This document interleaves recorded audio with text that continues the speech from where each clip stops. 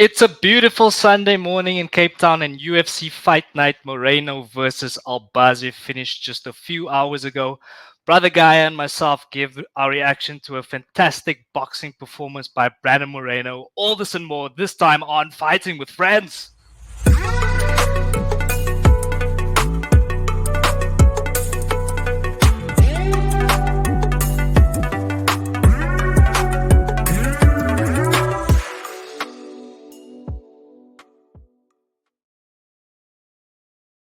Ladies and gentlemen, welcome back to Fighting with Friends, the undisputed African fighting podcast, champion of the world. Speaking of champions, ladies and gentlemen, I have with me this morning the reigning, defending, undisputed freaking champion of the world. That is, of course,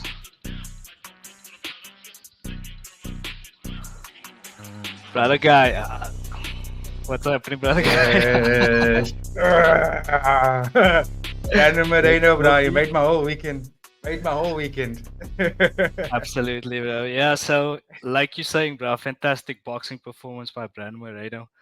I know that you were quite impressed with that one specifically. So BG, let's Yeah, get straight into it. So let's we do did it. see Brandon Moreno defeat Amir Albazi by Mm-hmm. unanimous decision. Uh, Quite convincing and quite comprehensive in the end, BG. Like I said, you Yeah, told me you were very impressed by this one. So tell yeah, people what you saw, bro.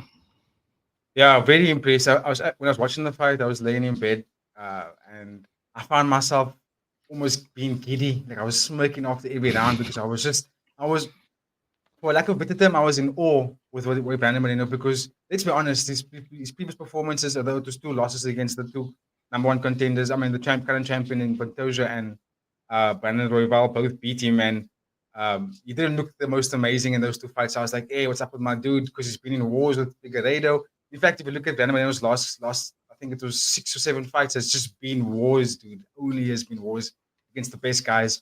So I was like, he's gonna come back. Is he gonna make it back to the title reign again? Because he went up against killers, and the guys who beat him are still looking good, or even better than what they were. So I was a bit skeptical because I'm a big fan of Moreno, especially up against someone like Albazi, who has got all the hype from the UFC and also fight community guys. So I was like, okay, this is gonna be a good test for him, for his first fight back. But damn it, Moreno just took him to school. He won every single round. He never looked like he was at all discouraged by anything I tell Amir Albazi threw at him. And I want to give props to Albazi as well because he came back. I think it was one full year out. It was 2 years out, back-to-back surgeries. You could see he was a bit hesitant in the way that he was fighting because he didn't look as aggressive. So I was asking myself, was that because of the surgeries or being ring rust, being out for so long, or was Moreno just that good that Albazi couldn't actually get himself going because Moreno just looked so fabulous every single round. The boxing was so brilliant to watch. It was like, if I can do a comparison in terms of like magical boxing in the UFC, Alex Pereira. If you look at how he uses his hands, it's just masterful. And Moreno's probably the best boxer in the flyweight division. But I mean, there are other guys that are also fantastic. But Moreno's boxing just looks so unique and so different. When he did get touched by Albazi, I think it was late in the second round, and he got touched again in the fourth round. He just shook his head off like that, nodded, and went forward, Mm. hands up. And I was like, look at this dude, bro. The swag, the way he was cutting off Albazi through a left jab, cutting off, swinging his left arm forward. I was like, this guy he's just in the zone right now. And you could see it throughout the whole fight. He was what did they say? He was dialed in. He was dialed in so heavily that he was in the matrix, bro. You could see everything I Tamir threw at him. No takedowns could even work from Albazi, which was his main threat. Nothing was working. Moreno was just like, Mm. he was just slipping every single thing that he threw. Threw a left high kick, rocked Albazi 3 times in that fight. I was like, nah, this Moreno looks fantastic. I would love to have seen him get the finish because he was hunting the finish. I think he was hunting a Mm. bit too much in the second and third round, which kind of gassed him out because he threw some heavy left hooks. And it looked like it was actually taking a lot of stamina out of Moreno. So you could see him dial it back in the fourth and fifth round. Well, the fourth round, he dialed it back quite a bit. Because I think rushing for that finish from round 2 and 3 kind of took a lot out of his stamina. But he's a champion, man, and you could see him when he went to the fourth and fifth round. He just amplified it again. Late fourth, fifth, he amplified everything again, and unfortunately for Amir, he got the worst of it. Give thanks, BG. So BG, two things from my side. You alluded to one, just that Albazi was coming back from surgery, and there might have been the Mm, factor of ring rust maybe playing a part there. yeah. So how much can we really take away from this performance? I'm glad you highlighted the swag that Moreno, because it was really a fantastic performance. But for me, it just seemed like I was kind of highlighting this in the preview. And it's always Yeah. the cliche. There's levels to the game, Brian. Just like we Yeah. saw with Rival and Taira, I kind of anticipated the same thing. So with that True. in mind, bro, do you think that Albazi and specifically his performance tonight um, Mm. is kind of detracts from the performance a little bit from Moreno? Like, you know what I mean? Because Yeah. he wasn't at the level that like could have really Mm. tested him. Is that a fair statement? Would you say? I would say it's a factor. I would say Mm, it would be foolish to ignore it because it's what happened. It's the reality of it. Is that the main point? I don't know, but we cannot deny the reality that the guy has been out for a full year and has gone through very, very scary surgeries. One was for his heart, and one was for his neck, and you could see him. His guard was a bit high up. He's a bit tentative, and mm, I want to bring it up because it was so noticeable in the fight. You know what I mean? It would be foolish for us to ignore it because you could clearly see it in the way Albazi was. He never pressed forward once. Not once did he press forward. He couldn't do it.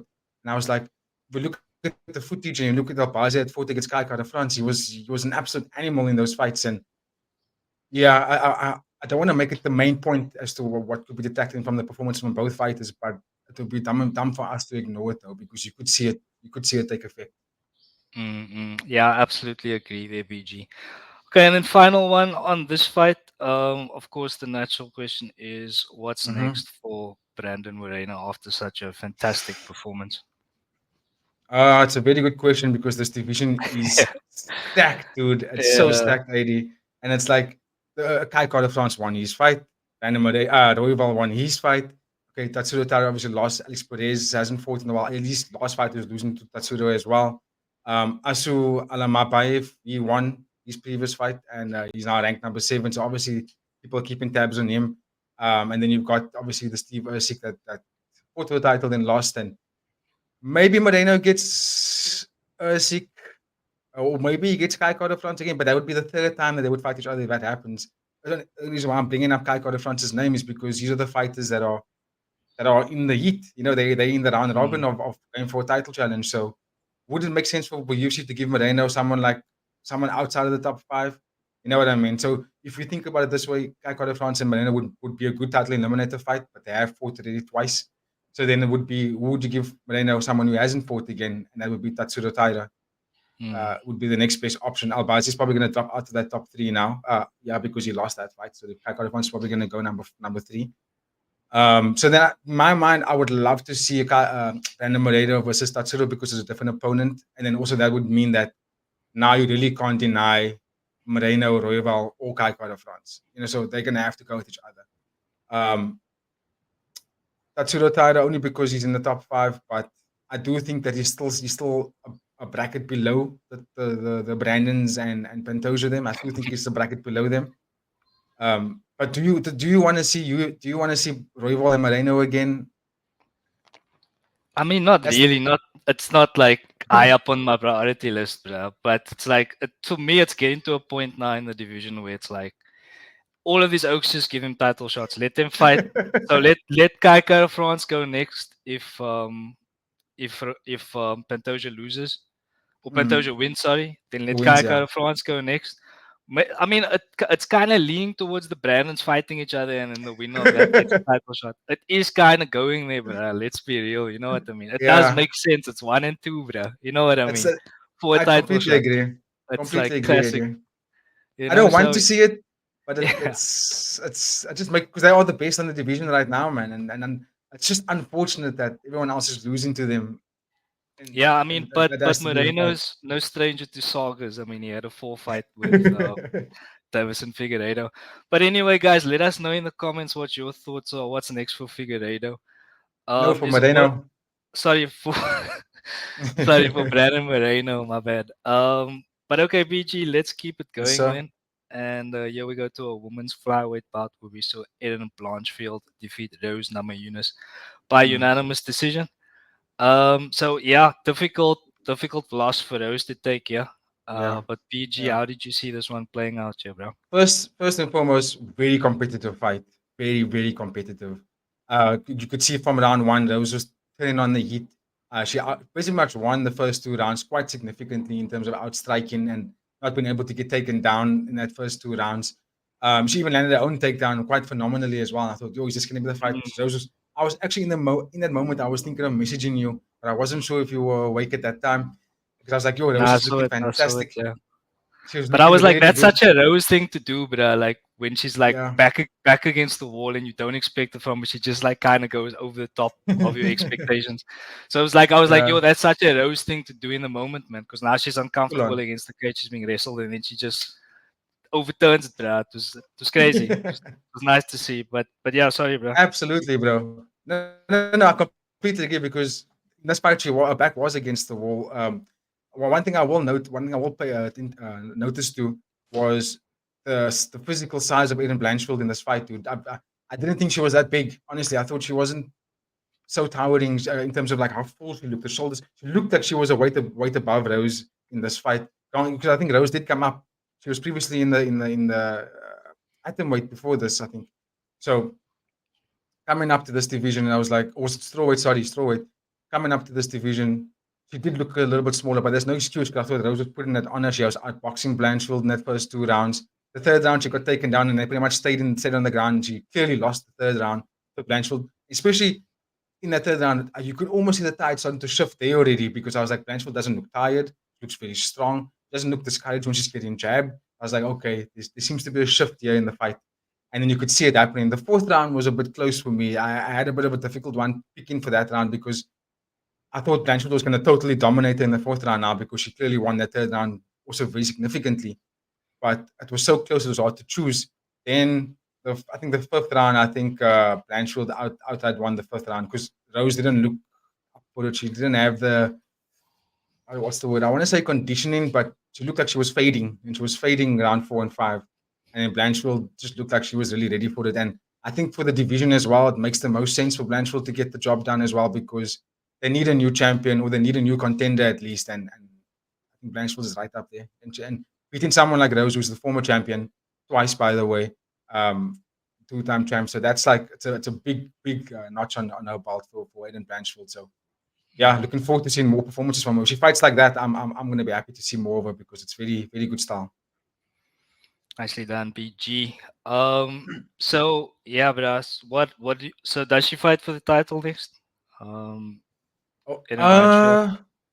well, she lost to Manon Ferro, previous fight, Mm. right? So she called out Alexa Grasso. Right? This is the flyweight division, right? So she called out Alexa Grasso. Manon Ferro is they're probably going to get Shevchenko next. So I would say give her Alexa Grasso, bro. It's the next best fight for her. And she called it out, which is telling you where Blanchfield's head's at. She's not like, give me the title now, because I just wiped out. Da, da, da, da, da. She's like, no. Give me the former champion first. Let me wipe her out, and then I can be undeniable. And I must get Shevchenko next. So give her Alexa Mm. Grasso. I'm all in on that. I'd love to see that matchup. Stylistically, they're almost even. So I would love to see that matchup. Agreed, bro. Just to kind of go one more on this.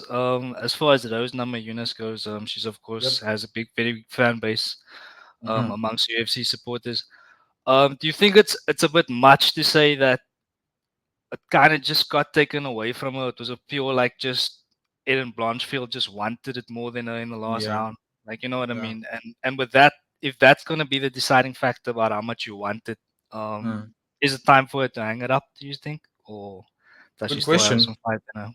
That's a very good question. Well, I mean, if I'm not mistaken, after she lost to the Cookie Monster, Carla Esparza, when they lost the title there, she announced the retirement. She took the time off, so she technically came back and then joined this division as a comeback.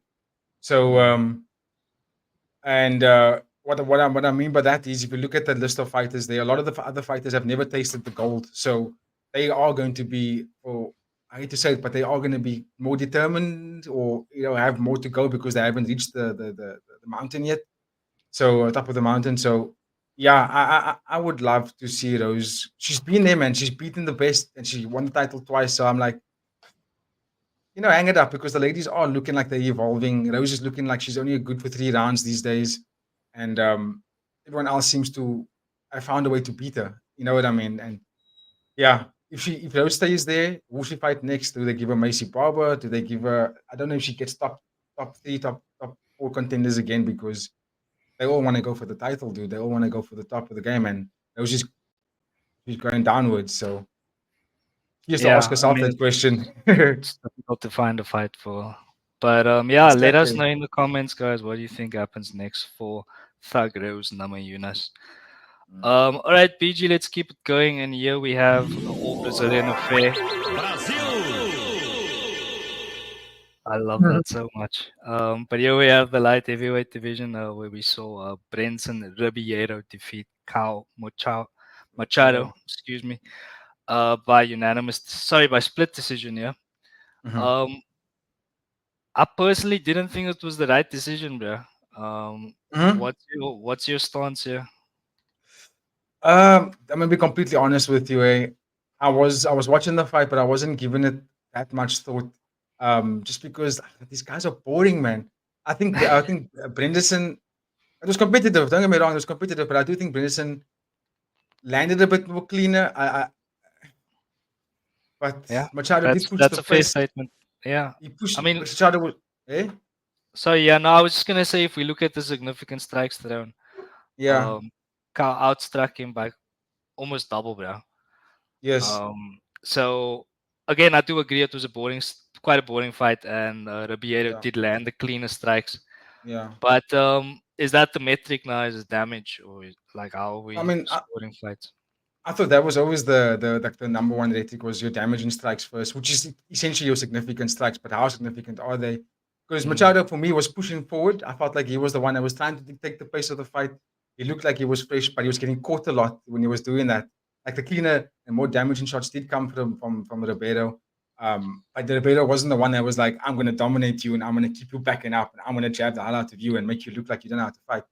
If anything, Ribeiro was the one that was actually going a little bit backwards more and having to really be selective in how he hits because he was on his going backwards. But he did land clean shots. He did land shots on Machado where Machado looked like he didn't want to be part of it anymore. Like he was thinking, oh my word, let me get out of this. There was one body kick that Ribeiro threw at him, and I was like, you see, like he's throwing with more fire. He's not throwing as much, but he's throwing a lot more heat in with these strikes. Um, but I don't know. I think split decision maybe makes the sense because I would say round one Machado, uh, maybe round two and three to Ribeiro for me. Yeah, look, it was a very close fight, so I can see it. Yeah. But yeah, I did feel like just because of the fact that he pushed the pace, Mm, and threw mm, landed more strikes, yeah. and that was the reason I gave it to Machado. But again, very close fight, and Yes. yeah, Yes. could have gone either way. So split decision is pretty understandable here. One more on this PG Yeah. Ribeiro. Is he Yes, ready for sir. the ranked opponent? Would you say? Um, not with that kind of performance. It didn't spark much confidence in me to be like, pardon me, that he can go up and take on someone there in the ranking. But if you look at that top 15, if you look at the Alonso, Mansfield, Bogdan, maybe one of those two, maybe even Anthony Smith. But I mean, has Ribeiro done Yeah. enough to get Anthony Smith? You know what I mean? Dominic Reyes hasn't fought in like 3 years, 2 years. I don't know why Anthony he's still Smith there. has a fight coming up against Reyes, I think. That's So they true. booked. December, Yeah, no? yeah. Yes, yes, yes. I always like to keep tabs on Anthony Smith, bro. You know that's my guy. Shout The out to Anthony Lionheart. Smith. Yeah, Yeah, bro. I don't think he's done enough, Eddie. Doing a nutshell there. I don't think Ribero's done enough for that. Yeah, look, I'm inclined to agree, bro. There was nothing particularly spectacular about the fight as a whole. So yeah, definitely agree there, BG. But okay, bro, let's keep it going then. And here we go to the women's flyweight division, where we saw Good fight. Jasmine Jasuda Dafusius defeat Ariane Mm-hmm. Da Silva by third round submission. I think this was a DAS choke. Um, Mm-hmm. so yeah, like you Mm-hmm. said, good fight. A Yeah. bit of a back and forth in the beginning, but I think the grappling, Jasmine's grappling, was ultimately the decisive factor here. Yeah. BG from your side, bro. Yeah, yo, I think performance of the night is well deserved for these ladies. They did put on a barn burner, especially from the first round. Adriana De Silva came in there, Ariane De Silva came in there, and she She wanted to get a good comeback fight. She wanted to put Jasmine out. Obviously, you could see by the way she was striking. She looked like she wanted to push the pace and keep it on the feet. But then you saw the experience come through from round 2 and 3, where Jasmine was like, mm-mm. You thought you were gonna knock me out, grabbed her, took her down, and then you could see De Silva had nothing to get back up to her feet. She just couldn't deal with the top control from Jasmine in that second and third round. And ultimately, you could see when Jasmine shot get the takedown in the third round, there was almost no resistance or fight back from De Silva. She just let the takedown happen, and I thought, okay, Jasmine's gonna get the kill shot here. And the way she sunk in that dash choke was very masterful and a very good way to end the fight. I'm actually quite impressed with her grappling. I'd never seen her fight before, but when I saw the Silver fight, I knew what she can give. I've seen her fight before, but Mhm. Jasmine grapple like that, I was like, this is very impressive. She completely nullified the striker, completely nullified her, and took the fight where she was going to win. Because if they kept standing, it would have been a long night for Jasmine, and she did the right thing and that's kept the fight to the ground very quickly. And yeah, I thought it was a very good performance of the night because the fight was back and forth for and up until she got subbed. Yeah, I absolutely agree, bro. I mean, I feel like she had to take the fight to the ground, otherwise, could have been a long night for her. Yeah. So yeah, impressive performance there by Jasmine. So let's have a look at the division and how it stands here. So that's 14-8. Yep. Who do you want to see for her next, bro? I mean, Tracy Cortez was in the crowd there. I think getting a win over someone like that would be a good thing, even though I don't rate Tracy Cortez, but she's somehow a fan favorite. She's got a good stock, so by beating someone like her will definitely raise the stock for Jasmine. But in terms of stylistically and in terms of like a very good matchmaking fight for fight kind of thing, maybe Amanda Ribas. Amanda Ribas would be a good fight because that'd also be wrestle against wrestle. Um, Jessica Andrade is on a bit of a downward spiral. I think anyone that's below Jessica Andrade, if anyone fights against her, it'll be a good thing for them for their career to beat someone like that. But I don't know if she Mm. gets Jessica Andrade just yet. So I would say probably Amanda Ribas will be the next fight for her. But if I'm Jasmine, I'll campaign to fight Tracy Cortez just to get that stock risen a bit more. Mm. Yeah, let us know in the comments. Why do you think Tracy Cortez has such a good stock? Um, Ew, but okay, suspicious. VG. Let's keep it going, and we're gonna go to the middleweight division now, where Dricus du Plessis is the champion. And here we saw Dustin Stoltz first beat Mark Yes. Andre Barriault by first round KO. He earned himself the performance of the night here, which was quite Yeah. well deserved, I think. Yeah. It was quite a crazy sequence that led to the finish. Well, it led to the It was finish, excuse me. wild. So BG, what can you tell us here, bro? Well, the fight didn't last that long, right?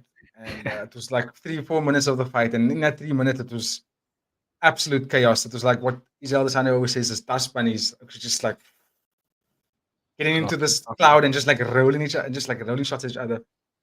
Mark Andre had a good performance before this fight, so he'd obviously look to continue that streak. Dustin Stoltzfus, I think he lost to Moose Magomedov before this, so he needed a win, obviously. Um, I thought he would win by grappling because I thought his grappling is obviously his best attributes. But he landed a knockdown on Baralio early in that first round, actually, and then you could see Baralio wasn't necessarily completely like recovered after that because when he got back up, he rushed to get his own knockdown. He was rushing to get that knockdown back, and Mm, ultimately was what led him to his downfall because he wasn't patient. He was just going forward and he was just rushing to kind of get something back on Dustin, and Dustin just sat down on his punches and he threw a nice, I think it was a right shovel uppercut that was underneath the jab of Baralio and just dicked him like that and dropped him. And I was like, yo, that's actually a pretty sick thing because Dustin is not necessarily known for his striking. He's more of a yeah, grappling exactly. specialist.